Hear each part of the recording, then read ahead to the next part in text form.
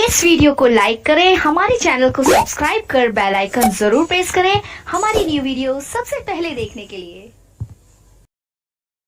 मेरी मम्मी कहानी शुरू करने से पहले ये 4 काम कर दो। पहला, चैनल को सब्सक्राइब कर दो और वहीं बाजू में घंटी को दबाना है। दूसरा, अपने सभी दोस्तों साथियों में शेयर कर दो। और मेरी ये स्टोरी, मेरा नाम पूनम है और मैं दिल्ली के करावल नगर इलाके में रहती हूँ।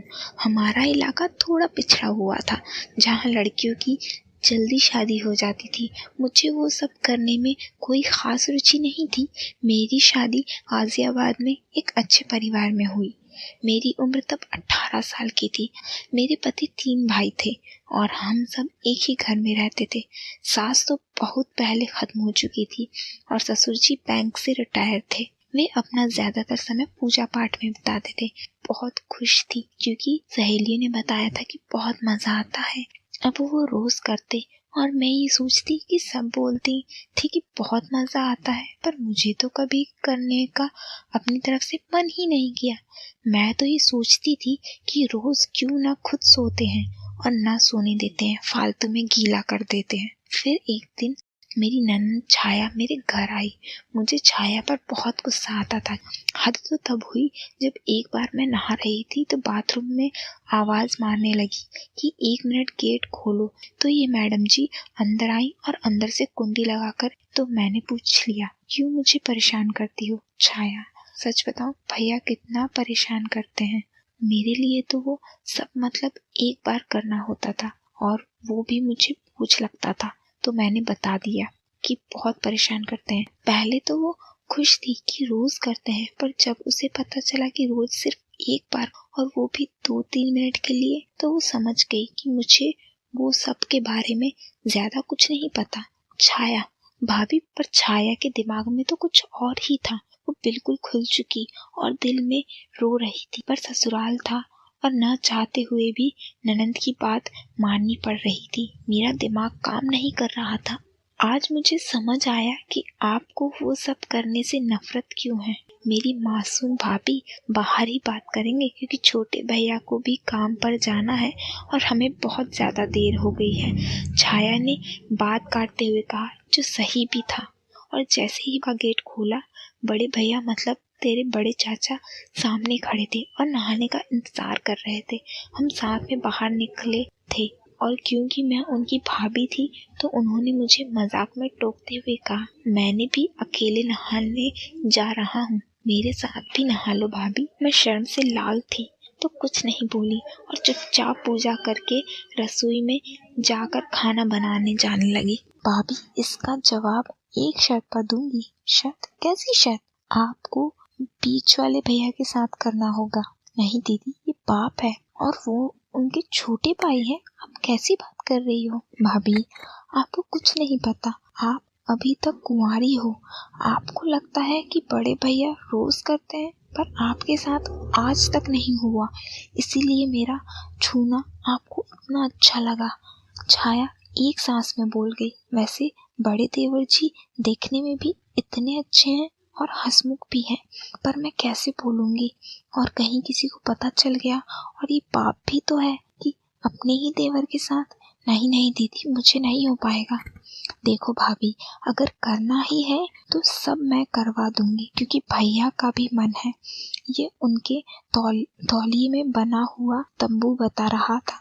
और अगर आपको लगता है कि पाप है तो रहने दो, मत करो, पर अब मेरा मन कर रहा है तो मैं तो करूंगी आपके साथ। अचानक आई एक खांसी ने हमें जोर का झटका दिया। छोटे भैया आप? हमारे मुंह से निकला। छाया तो शर्म से चली गई बाहर, पर मेरा तो ससुराल था। मैं मुंह छुपा के खड़ी हो गई क्योंकि मेरे पास दूसरा कोई रास्ता नहीं था। मेरे आंसू मेरे गाल से होते हुए मेरी छाती पर गिर रहे थे। आज तक आपको सुख मिला ही नहीं तो आपका भी हक है कि आपको जीवन की हर खुशी मिलनी चाहिए। मुझे पता चल चुका है कि भैया कुछ करने लायक नहीं है, पर मैं आपको हर खुशी दे सकता हूँ। ऐसा कहते हुए उन्होंने मेरे अंदर भरोसा जगा दिया कि ये सब बात किसी को पता नहीं चलेगी। तो चले भाभी, काम शुरू करें? नहीं भैया, अभी सब है, आप दिन में आ जाना।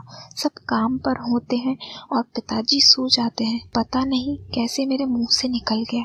मैं तो मना करना चाहती थी और खुद दिन के लिए बोल दिया।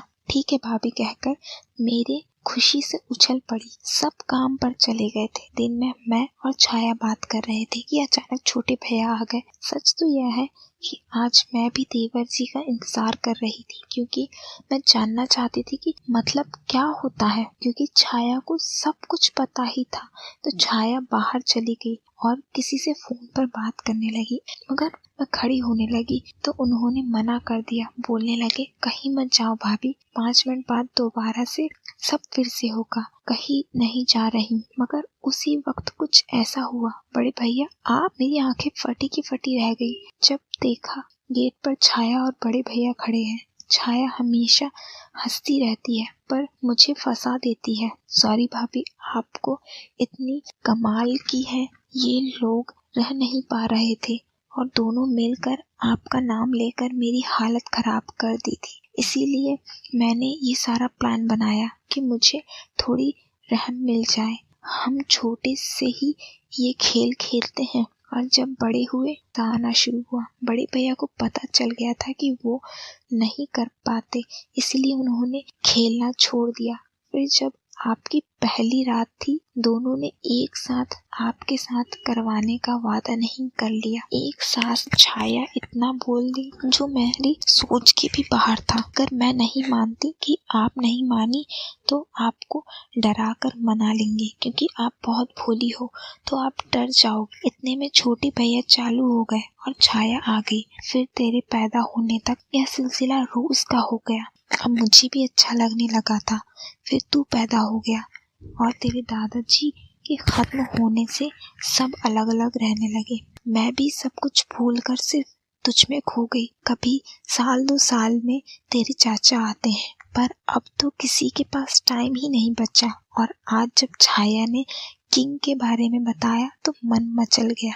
मुझे माफ कर देना बेटा, मैं तुझे बताती भी तो क्या बताती। इस छाया ने ही मुझे पहले ही फंसा दिया था तेरे दोनों चाचा के साथ और आज मेरे अपने सगे बेटे के साथ। पर छाया नहीं होती तो शायद मैं भी नहीं होता, क्योंकि माँ पिता से खुश थी और उन्हें मिला भी नहीं था और उन्हें ढूंढना भी नहीं था। मुझे जाकर सो गया। थोड़ी देर में माँ भी मेरे पास आ गई और मेरे बराबर आकर लेट गई। मेरी आंखें बंद थी। मैं माँ के सुबकने का एहसास कर सकता था। मैं समझ सकता था कि वो मुझसे आंखें मिलाने से डर रही हैं। और सच्चाई तो ये थी कि मैं भी डर रहा था उनसे आंखें मिलाने से, क्योंकि मैं भी तो कितने से भिड़ चुका हूँ ये माँ जान चुकी थी। इस अधेड़ में हम दोनों सो गए। सुबह आँख खुली तो माँ शादी में जा चुकी थी। 2-3 दिन में हम शादी से वापस घर आ गए। पूरी शादी में माँ और छाया से नजर नहीं मिला पाया था। घर आकर भी घर में कम रुकता था और बाहर निकल जाता था। मैं खुद नहीं चाहता था कि क्या बात मुझे परेशान कर रही है। मैं और मम्मी के बीच में सिर्फ काम की बात होती थी, जैसे सब्जी ले आ या अगर कोई काम हो तो। ऐसे 1 हफ्ते हो गए तो शाम को खाने में नमक के पीछे पापा मम्मी में कहासुनी हो गई। वैसे मम्मी बहुत अच्छा खाना बनाती हैं, पर वो भी मेरी तरह परेशान रहती हैं, तो शायद नमक डालना भूल गई होंगी। तो वो बाहर हॉल में सोफे पर आकर लेट गई। वो मेरी माँ है। मम्मी आप मेरे बेड पर लेट जाओ, आज मैं सोफे पर लेट जाऊंगा। नहीं बेटा मैं ठीक हूँ, तू सो जा आराम से। नहीं मम्मी आप सोफे पे नहीं सोएंगी, पूरे दिन घर का काम करती हो, अगर आराम नहीं करोगी तो बीमार हो जाओगी। इतनी चिंता है तो जॉब कर ले, नौकरानी रख ले अपनी। आपकी बात ठीक है मम्मी, पर कोई अच्छी जॉब तो मिले। और जॉब मिल भी गई तो आज ही सैलरी या नौकरानी तो आ नहीं जाएगी, तो आप मेरे बेड पर सो जाओ। यह कहते हुए मैं माँ की गोद में। दोस्तों जाते जाते आपको कुछ काम करने हैं। पहला काम मुझे कमेंट करके ज़रूर बताना कि आपको मेरी स्टोरीज कैसी लग रही हैं। दूसरा काम अभी चैनल को सब्सक्राइब करें, नहीं किए हैं तो ज़रूर करें, और वहीं बाजू में एक घंटी है उसे दबा दें। आखिरी में मैं इतनी अच्छी कहानी बनाती हूँ और मुझे यकीन है आप सबको बहुत मज़ा आता होगा। बस इतना ही सिंपल काम है, तो जल्दी से कर दें। धन्यवाद। चलो मैं अब चलती हूँ, मिलूंगी अगली स्टोरी में। बाय।